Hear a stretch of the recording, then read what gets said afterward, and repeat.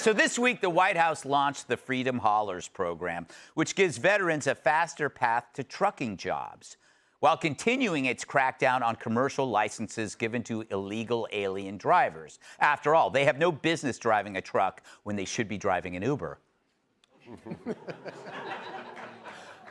But crazy, right? Rewarding people who serve their country instead of those who sneak into it.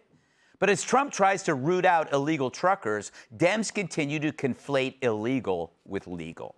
They are some of the greatest patriots you will ever meet. They love this country, and they have been making positive contributions to it every day. Instead of going after the worst of the worst, in many cases, they've gone after the best of the best.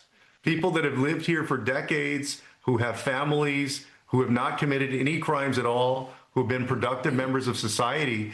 Yeah, sure. Aside from the crime of entering illegally, sticking around illegally, and illegally leeching off our tax dollars.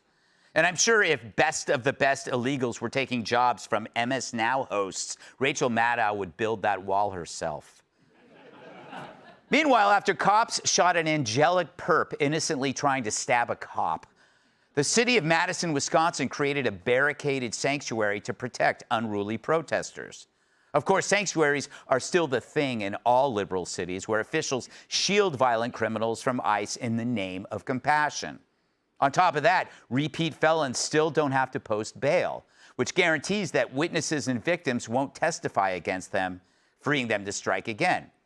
So do you notice a pattern here? Tolerance zones, sanctuary cities, the elimination of incarceration.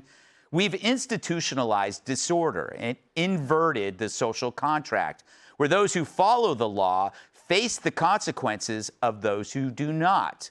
This militant leniency has transferred the pain from them to us.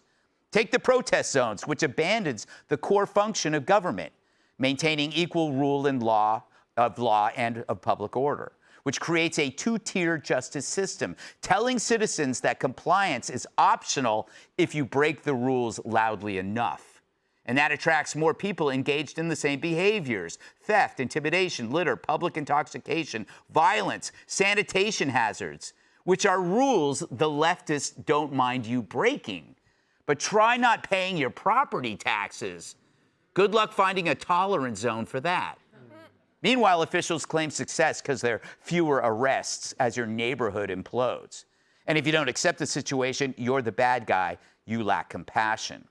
It's no different than sanctuary cities or the violent protests during COVID, which were blessed when going to Mass wasn't. Ordinary people must follow the law everywhere, while a preferred class of lawbreakers get exemptions.